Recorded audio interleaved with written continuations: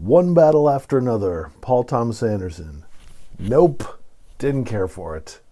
And it's a long one. I loved Licorice Pizza.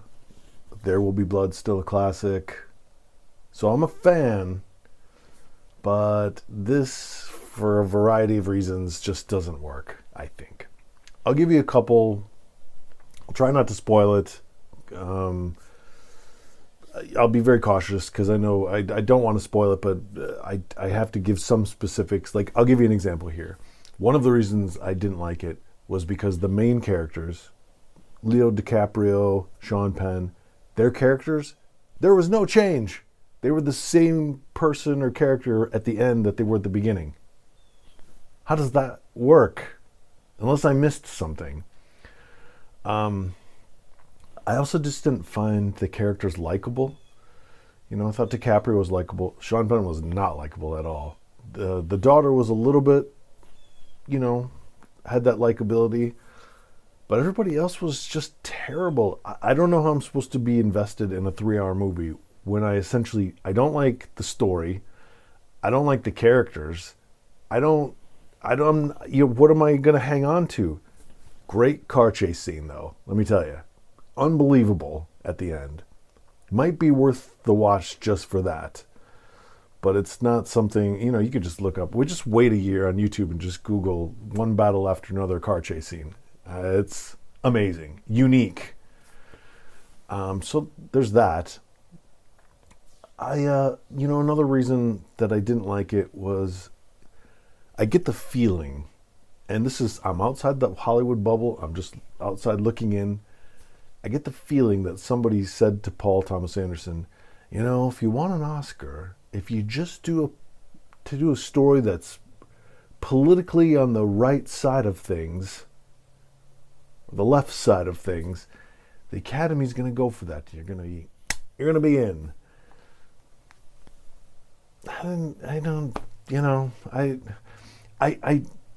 I hesitate to say that it feels like it's a political statement being made, because I do think there is an argument that everyone's being made fun of in this movie, both sides. It doesn't always come off that way, but I think you could make that argument. I'll get into. I have kind of a wacky theory that I'll get in at the end, and if you haven't seen it, maybe skip over that. But it'll just be like the last minute. But I don't go to movies to feel like I'm at a political rally. I don't go into art galleries for the same thing. I get it. People say they're tied. They've always been tied. They always will be tied. Great, tie it. I'm not watching it. And I'm not going to those art shows. I'm just not, because I prefer abstractions. I like walking away from a movie going, what did that mean? With this movie, it's like, yeah, I know what it meant, and I think I know what he was trying to say. Felt a little heavy-handed. And by the way, you'll be watching this, and there will be other suggestions, suggestive videos covering this movie. There's a lot of hacks out there who like this movie because they think it resonates with their political beliefs. I don't know, man. I'm not into that. So if that's what hopefully you're connecting with this in some way, but if that's why you came here, probably not the channel for you. Maybe click on one of these other ding-dongs who just want to kind of connect their politics with everything, Brian Regan has this great joke about cranberry salesmen in the 90s. And he was like, I'm going to mess up the joke, but the joke was essentially, boy, cranberry salesmen in the 90s were hot, weren't they? They're like, well, what you got there? Oranges? Throw some cranberries in there. We'll call it cran orange. What do you got there? Raisins? Throw some cranberries in there. We'll call it cran raisins, etc., etc. Funny joke, because it's true. It did feel like for a minute, and still, cranberries are being lumped in with ever. The point is, that's how I view people who are always obsessed about politics. They want to inject it into every conversation. They want to wear everything on their sleeve. It's sort of infect, we'll just say, art, film, pancakes, whatever it is, IHOP. Everything's got to be political with them. And they want to pull you into it to make you say, it's going to affect you whether you pay attention or not, so you might as well pay attention. Yeah, no thanks. No thanks. I'll enter into that world, and I'm not even saying they're not wrong. They're wrong, but it doesn't mean I have to think about it 24/7. So for me, going into a film, I just want to see an action film or a comedy or suspense or whatever. I don't want to be lectured to by a president or a senator or Paul Thomas Anderson. So very off-putting. I was tempted to walk out. I didn't, because I respect cinema. But almost. I did walk out of Dogma. I don't know if I'd have to rewatch that. And I think I like Kevin Smith, I'm not sure.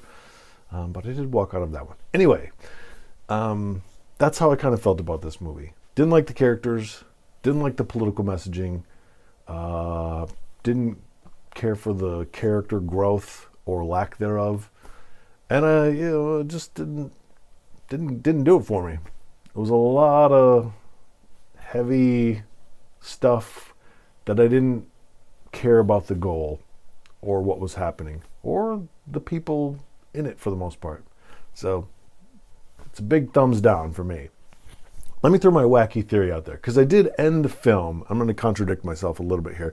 I did end the film, and if you don't, this isn't really going to give anything away necessarily, but if you haven't seen it yet, maybe watch it and then come back to this part. But he ends the film, it's not a big giveaway, with the daughter going out to a protest in Oakland, and her dad being happy. The mom's like, whatever. She's a terrible character. She's gone. Whatever. She feels inspired to follow in the footsteps of her parents, right? And he chooses to play Tom Petty's American Girl.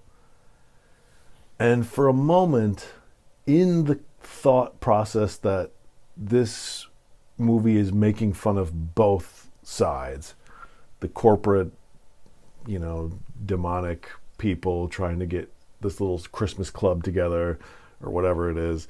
Sean Penn representing like the military and people who try to get in there. Okay, whatever. Terrible characters. I'm sure that stuff goes on. I have no idea. Didn't like it. Although there were some funny moments. So take that into consideration. But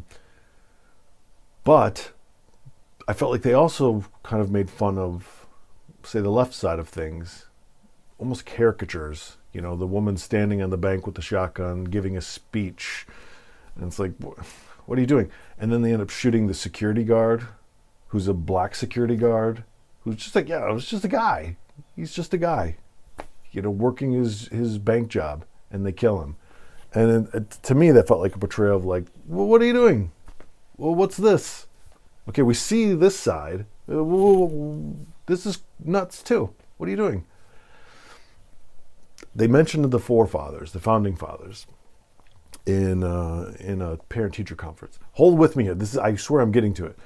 And I thought to myself, okay, wait a minute. He's playing American Girl at the end, and it's this child, this really smart, intelligent, likable character, embracing the Americanness with her protesting. And it almost felt to me like he was saying, in a way, this is America, though. Like, people on the one side can hate the founding fathers, and the people on the other side can hate the Antifa, whatever, types. But y'all are missing the point, in the sense that for a couple of moments in history, the American spirit lives in everyone. It's not just Ben Franklin or, George Washington. It's also this girl who comes from a diverse background, who's protesting things that she doesn't like either. Whatever her side, doesn't matter. But that she is Ben Franklin. She is Thomas Jefferson or whatever. Some people won't be able to handle that theory, because they want to see things divided. But I felt like he was saying at the end, like, after all of this unlikable stuff happening, y'all miss the point. In between those moments of spark, 1776, now, or whatever it is, there are these bright lights. This girl represents that bright light of not just the beginning of this country, but the different moments where things happen from all sides. And that makes her just as much an American as anybody else. That's what it felt like to me, that we can find the great parts about the country in those moments, those key moments on the timeline of when a country moves into a different direction in a better way or something like that. And that's the American Girl. That's why he chose that song. And then in between those flashpoints, those important points, things get nutty and silly, and people are making silly statements, and culture and society get out of whack. Whatever it is, you can't stop it. It's silliness. We're humans. There's a lot of messed up people in the world all around.